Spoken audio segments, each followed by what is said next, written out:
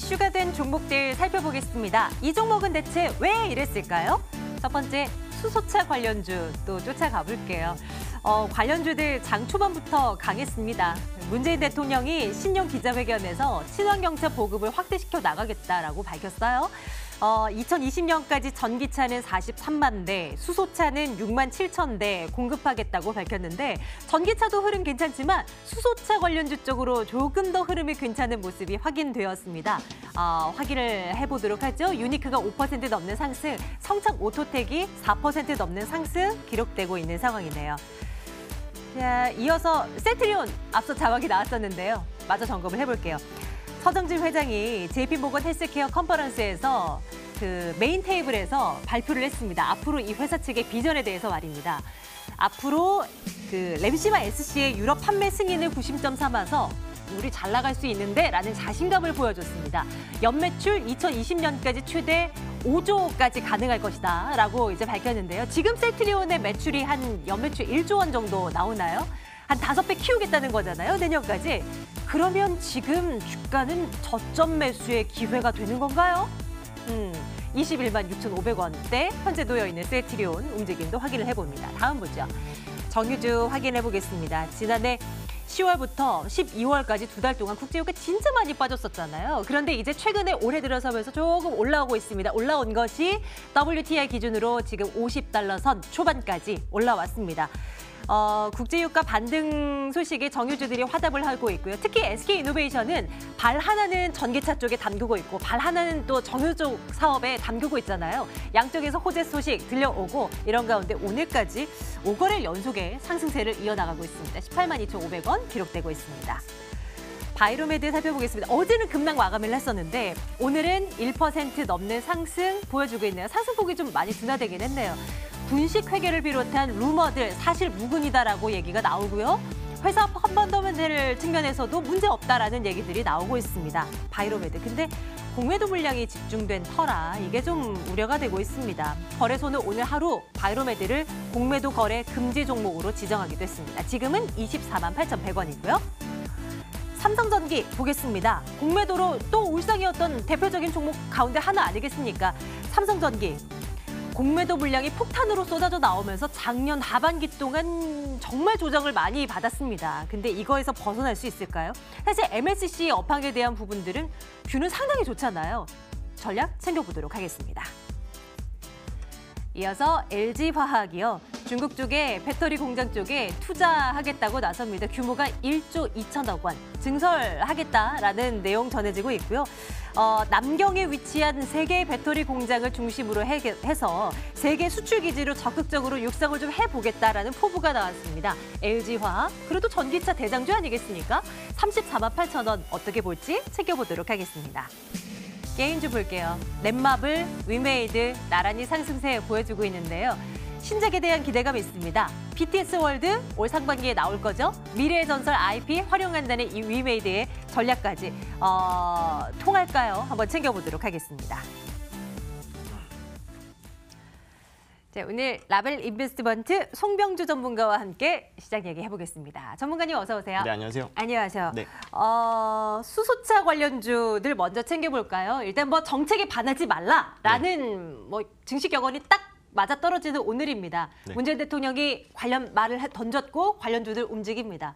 전문가님께서는 어떻게 보세요, 이 종목? 일단 수소차 관련주들은 최근에 상당히 많이 뜨고 있는 테마군 중에 하나잖아요. 오늘 문재인 대통령께서 하신 이 신년 기자회견 전에도 이제 작년 말에 이제 현대차가 지금까지 어려웠었던 자동차 업계 내에서 우리가 이제 수소차로는 퍼스트 무버가 되겠다라는 부분들을 좀 보여주면서 이 지금 도산위기에 있었던 2차, 3차 벤더사들, 협력사들까지도 다시 한번 살아날 수 있는 기대감들이 좀 많이 생겨나고 있지 않나라고 좀 생각을 하고 있습니다.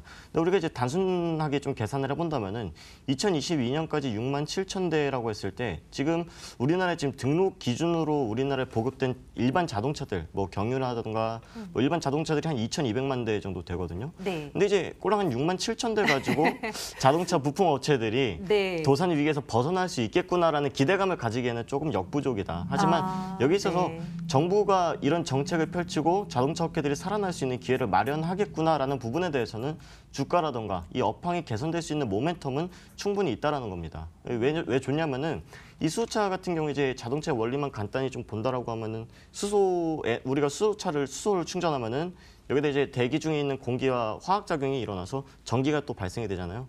그 중에서 이제 공기 중에 있었던 찌꺼기들이 물로 배출이 되고 이런 부분들로 인해서 디젤 차량이 한 60대 정도에서 나오는 이런 오염 물질들을 좀 배출할 수 있는 가능성이 있다. 이런 부분들이 이제 수소차에 대해서 상당히 좀 좋은 평가들을 받고 있잖아요. 그렇죠. 그래서 네. 이런 뭐 글로벌적인 트렌드에 맞춰서 수소차를 아마 우리나라에서 이제 2020년까지 6만 7천 대를 보급하겠다라고 했을 때는 주식시장에서만큼은 좀 긍정적인 효과들이 좀 나타날 수 있는 가능성들이 좀 높다라고 좀 보고 있고요.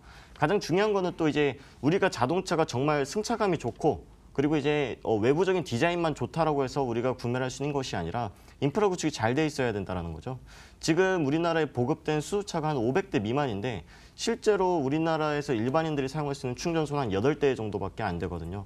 한마디로 내가 사고 싶어도 충전을 할 수가 없어지고 살 수가 없는 그런 현상들이 만들어지고 있기 때문에 충전소, 그러니까 인프라 구축에 있어서 확실하게 좀 지원을 해줘야지만이 소비 욕구를 좀 늘릴 수 있는 가능성이 좀 있다라고 보고 있기 때문에 수소차 충전소 관련주인 뭐 EM코리아라는 종목도 최근에 이제 투자 경고까지 또 선정이 되면서 상당히 급등세를 보여줬었죠. 그래서 이런 종목군들을 조금 테마성 종목으로 우리가 단기 트레이딩 관점에서 좀 보시는 게 좋겠다라고 좀 말씀을 드리고 싶고요. 우리가 다시 이 테마주기 때문에 사실상 미래 실적을 미리 좀 끌어와서 좀 주가가 오르는 경우가 많지 않습니까? 그렇죠. 그러다 네, 보니까 네. 언제 급락을 해도 이상하지 않은 상황이라는 겁니다. 그래서 우리가 이런 종목에 대해서는 고가 매수에 대해서는 좀 자제하시되 하지만 이제 단기적인 조정이 나타났을 때는 좀 공격적으로 진입해보는 것도 나쁘지 않은 전략이겠다라는 말씀까지 드리도록 하겠습니다. 투자 의견 도장은 어떻게 찍어보죠? 일단 요즘 시장이 계속적으로 이제 테마주 위주의 분위기가 형성이 되고 있기 때문에 좋아요라는 의견 드리도록 하겠습니다. 좋아요라는 의견을 드리되 많이 올라간 건 우리 모두 잘 아는 사실입니다. 추격 매수보다는 눌림목에서의 매수 그리고 짧게 수익 바라보는 것으로 한번 지켜보도록 할게요. 수소차 관련주는 그러나 뭐 어쨌거나 올해 내내 우리 이 얘기는 좀 하게 될 것 같아서요. 예, 수소차 관련주 처음으로 챙겨보고요. 이번에는 게임주로 가볼까요? 넷마블과 위메이드 오늘 흐름이 좀 두드러지긴 하더라고요. 신작에 대한 기대감. 넷마블도 오늘 또 문재인 대통령이 또 BTS에 대한 또 발언 또 언급하지 않았습니까? 그렇죠. 관련한 게임을 또 내놓는 업체이기도 할 텐데 이에 대한 오멘텀은 좀 살아 있는 거예요. 사실 이제 게임과는 좀 별개인데 요즘 또 핫한 종목이 또 삼성출판사 핑크퐁 때문에 또 오늘도 많이 잘 나가더라고요. 그렇죠. 오늘도 예. 상한가 부근까지 또 올라갔었는데 가장 중요한 거는 이제 종목이 아니라 일단 컨텐츠에 대해서 최근에 이제 정부에서 계속적으로 키우고자 하는 부분들이 뭐 이제 삼성출판사라던가 또는 게임 업체들을 통해서 우리가 바라볼 수 있겠다라는 말씀을 드리도록 하겠습니다. 일단 게임 업체들을 우리가 얘기를 할 때 가장 먼저 떠오르는 게 일단 중국 시장을 좀 먼저 봐야 되지 않을까 싶은데요. 판호 문제요? 그렇죠. 이제 판호 문제가 가장 문제인데 우리가 사실 우리나라 시장보다 중국이 몇십 배 이상 크기 때문에 사실 블루오션으로 생각을 했었던 국가 중에 하나였고 중국으로 인해서 많이 성장한 업체들이 많았죠. 하지만 요즘에 2017년도 이후부터 판호가 단 한 건도 허가가 되지 않은 상황이고 다만 최근에 나왔었던 이슈가 중국에서 다시 한번 판호 심사를 진행을 하겠다라는 재료에 따라서 게임주들이 다시 한번 바닥에서 좀 올라오는 이런 모습들을 보여줬었는데 지금 84개 정도의 판호를 허가를 해줬거든요. 근데 이제 판호라는 게 우리 게임 업체들이 중국에 진출을 해서 게임을 판매하고자 하면 판호를 반드시 국가로부터 이제 허가를 받아야 돼요. 근데 이제 그 판호의 종류가 내자 판호냐 외자 판호냐로 구분이 되거든요. 네. 이게 내자 판호 같은 경우에는 한마디로 외국계 자본이 아니라 중국 내부에 있는 자본금으로 설립된 게임 회사가 만든 게임이 내자 판호고요. 네. 우리나라든가 또는 뭐 미국, 그러니까 외국계 자본이 들어와서 게임을 만들어서 그 게임을 판매를 하고자 할 때는 외자 판호로 받아야 되는데 이번에 허가가 난 84개의 판호가 전부 다 내자 판호였거든요. 그래서 지금 게임 업체들이 살아날 수 있는 방법은 뭐 크게 한 2가지 정도 되는 것 같아요. 중국 시장 외에 뭐 넷마블의 BTS 월드라던가 또는 이제 북미 쪽, 유럽 쪽 시장을 겨냥한다던가 또는 그럴 만한 뭐 능력이 안 되는 이 소규모 회사라고 하면은 기존에 있는 IP를 통해서 이제 중국 내에 있는 회사랑 우리나라에 있는 회사랑 조인트 벤처를 만들어서 네. 우리나라 IP를 중국에다 이제 쉐어를 하는 거죠. 거기에 대한 로열티를 받는 방법. 그게 아니고서는 게임 업체가 이제 구조적인 문제 때문에 우리 내수 시장만으로는 조금 활성화되기는 좀 어렵다라고 좀 보고 있고요. 최근에 이제 넷마블이 내놓은 게임 신작 있지 않습니까? 모바일 버전으로 신작이 내놨는데 요즘에 좀 오류가 많다라고 해요. 제가 이 스튜디오 들어오기 전에도 플레이스토어 통해서 또 후기도 많이 봤는데 네. 오류도 많고 또 이제 이 증권사 그래요? 리포트들을 보니까 이 예상치보다 매출액이 좀 저조하다라는 평가들을 좀 받고 있는 부분들이 있어요. 그래서 게임 업체들 같은 경우는 사실 모멘텀만으로 지금 상승하고 있는 부분들이고 아직 대외적인 환경에 대해서는 좀 우호적으로 변해야지만이 추세적인 상승이 가능하겠다라고 봤을 때 네. 글쎄요라는 의견을 드리는 게 맞지 않을까 싶습니다. 네, 투자 의견 글쎄요. 왕년에는 뭐 게임 하나 나왔다고 하면 모두가 그 게임 하면서 막 뭐 관련 업체들의 주가도 좀 막 관심을 받곤 했었는데 요즘은 워낙 게임의 종류도 많아지고 업체도 많고 덩달아서요. 또 이 중국 시장에 또 문턱에도 가로막혀 있고 참 여러모로 어렵습니다. 일단 투자 의견 글쎄요요. 이번에도요. 삼성전기로 눈 돌려볼까요? 어제장에서 참 강했죠. 오늘은 사실 쉬어가는 것이고 네. 삼성전기랑 삼성콘덴서는 다 어제 강했었잖아요. 삼성전기는 특히나 참 주가상으로 참 아쉬웠던 작년을 보냈었습니다. 올해는 좀 달라질 수 있을까요? 일단 삼성전기 하면 저는 이제 개인적으로 상당히 좀 좋게 보고 있는 상황인데요. 이제 작년에 이제 증권사라든가 언론사 통해서 이제 삼성전기 정말 잘 나간다. 그리고 이제 주가 계속적으로 오를 것이다라고 이야기한 것에 비해서 상당히 조금 아쉬운 주가 흐름을 나타내고 있지 않느냐라고 좀 봐야 될 것 같아요. 근데 이제 주가가 이만큼 빠지게 된 이유가 뭐냐라고 했을 때 크게 한 두 가지 정도로 뽑을 수가 있을 것 같은데요. 첫 번째로는 일단 이 휴대폰 시장, 그러니까 휴대폰 시장의 역성장으로 인해서 IT용 MLCC에 대한 수요가 계속적으로 감소하고 있다는 부분들. 그리고 두 번째로는 MLCC에 대해서 공급 과잉에 대한 현상에 대해서 계속적으로 지적을 하고 있었죠. 근데 저는 이 부분에 대해서 이제 공급 과잉에 대한 부분들에 대해서 좀 반론을 내고 싶은데요. 사실 우리가 쓰고 있는 전자제품들은 모두 다 MLCC가 들어가거든요. 근데 정부에서 오늘 뭐 신년 기자회견 통해서도 이야기가 나왔지만 뭐 이제 전기자동차 그리고 수소자동차 이런 것들이 계속적으로 나타나게 된다라면은 네. 거기에 들어가는 MLCC가 지금 일반 내연기관 차보다는 한 3배 이상 들어간다라고 보시면 돼요. 그만큼 MLCC가 쓰임새가 많음에도 불구하고 공급 과잉에 대한 우려가 나타나고 있다는 것들은 단순히 주가가 많이 올랐기 때문에 가격적인 조정, 기간 조정이 좀 나타나고 있다라고 좀 봐야 될 것 같고요. 그리고 이제 지금까지 삼성전기가 다뤘던 MLCC가 IT용 MLCC, 그러니까 휴대폰 내부에 들어가는 MLCC라고 한다면은 이제 사실 그거는 보통 이제 100원짜리를 팔았을 때 한 30원 정도 남는다라고 하면은 네. 진짜 고부가치 상품은 전장용이거든요. 자동차에 들어가는 거.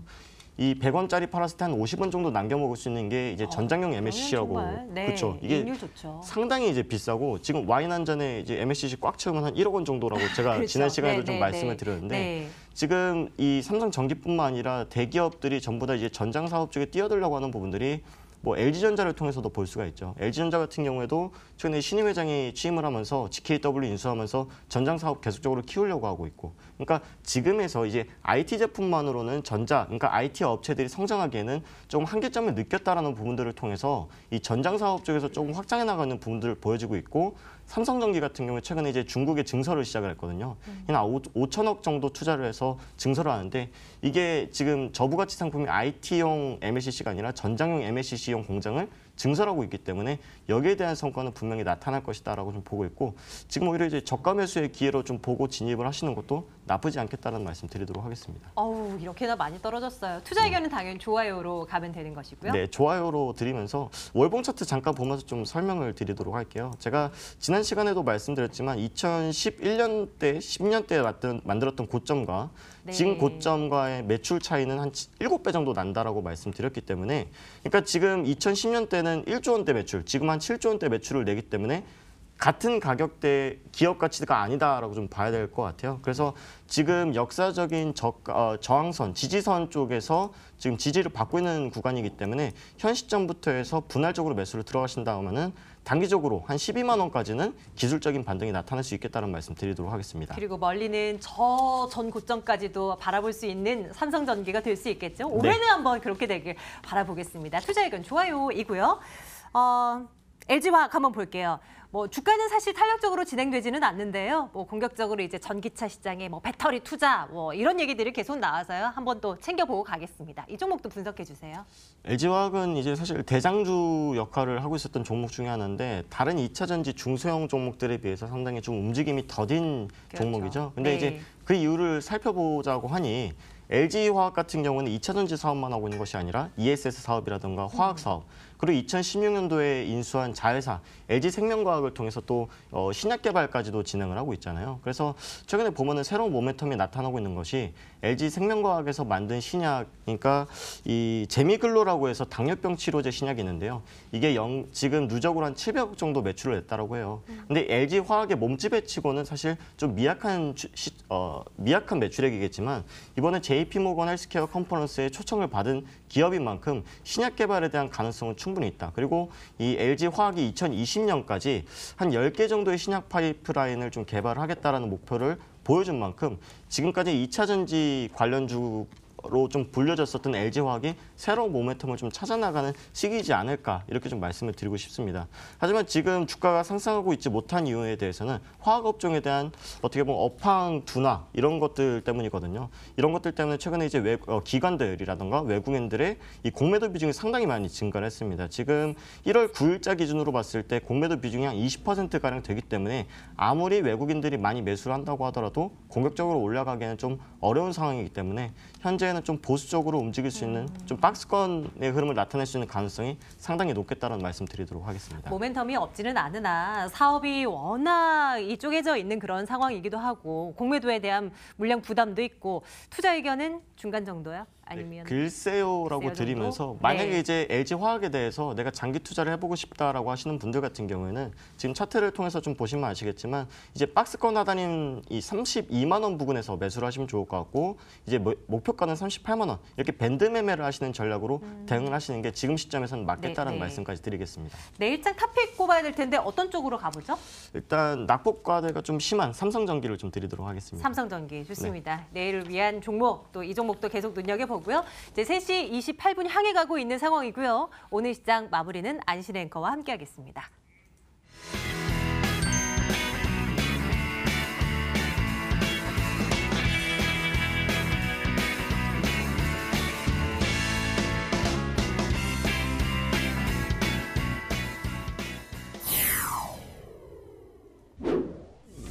변동성이 짙은 코스피였습니다. 상승과 하락을 오가면서 지금 2060선은 지지해내는 모습인데요. 0.11% 다시 약세로 돌아서면서 2062선에 종가를 형성할 것으로 보이고요. 코스닥은 장 초반 큰 움직임 없다. 오후 들어서 차츰 상승세를 회복에 나서더니 0.56% 오른 683선에 종가를 형성할 것으로 보입니다. 시가총액 상위 종목 살펴보시면 SK하이닉스가 오늘도 강합니다. 4분기 실적이 시장 예상치에 못 미칠 것으로 전망이 되고 있지만 주가는 강세 2.83% 오름세고요. 이미 실적을 발표한 바 있죠. 삼성전자 실적이 부진했지만 오늘 주가 상승입니다. 0.63% 상승하면서 4만 원 다시 한번 회복을 하려고 시도를 하고 있습니다. 셀트리온 0.93% 오름세 올 상반기 중국 시장 진출을 본격화하겠다라는 회장의 포부도 있었습니다. 코스닥 시가총액 상위 종목 함께 살펴보도록 하겠습니다.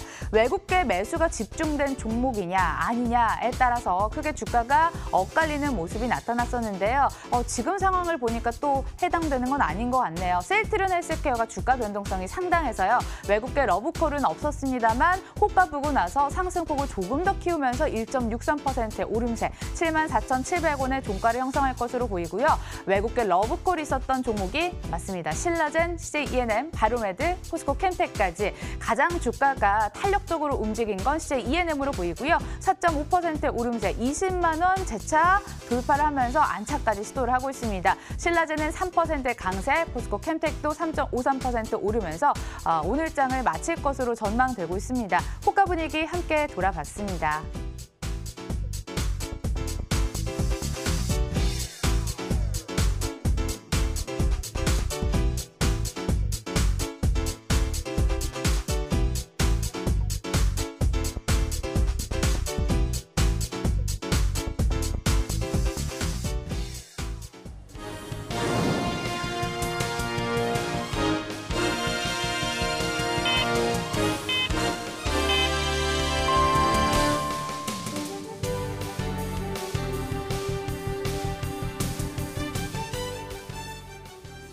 1월 10일 시장이 마감됐습니다. 어제와 같은 강세보다는 지수가 상승과 하락을 오가면서 변동성이 상당했는데요. 새해 첫 옵션 만기일이기도 했죠. 코스피는 0.09% 낙폭이 연출이 되면서 2062선의 종가를 형성했고 코스닥은 0.46% 흐름이 엇갈렸습니다. 682에 마감을 지었습니다. 수급으로 이어가 보도록 하겠습니다. 외국인이 점차적으로 그 매수 규모를 늘렸다면 기관은 점차적으로 매도를 키우는 하루였습니다. 외국인 2,537억 원의 매수, 또 기관은 기관 내 금융투자 중심의 매도가 속출이 됐고요. 외국인 안에서는 전기전자 업종을 이틀째 사는 모습까지 관측이 됐습니다. 코스닥의 수급 함께 살펴보도록 하겠습니다. 외국인의 수급에 따라 동조화되는 지수 모양도 함께 살펴봤는데요. 외국인 58억 원의 매도로 결국 마감을 지었고요. 기관 327억 원 덩달아 팔았습니다. 개인만이 사자를 외치는 모습 함께 살펴보셨습니다. 특징 좀 보겠습니다. 삼성출판사에서 핑크퐁이 부른 동요 아기상어가 빌보드 순위에서 32위권까지 진입했다라는 소식이 전해졌습니다. 수의 기대감 덕분인지 삼성출판사 이틀째 급등했고요. 21% 급등으로 장을 마감했습니다. 또한 뮤직비디오라든지 음원을 제공한 바 있는 NHN벅스 덩달아 오르면서 4.35% 강세가 표현이 됐습니다. 다음 종목은 정다운 살펴보도록 할 텐데요. 신선육이라든지 육가공 업체이죠. 정다운 증권사에서 호평이 있었습니다. 성장성과 밸류에이션 매력이 충분하다라는 호평 속에 장중에 22%까지 급등을 했었는데요. 상승 탄력을 거의 다 줄여내면서 2.51% 강세로 오늘 장을 마무리했습니다. 마감 분위기 함께 돌아봤습니다.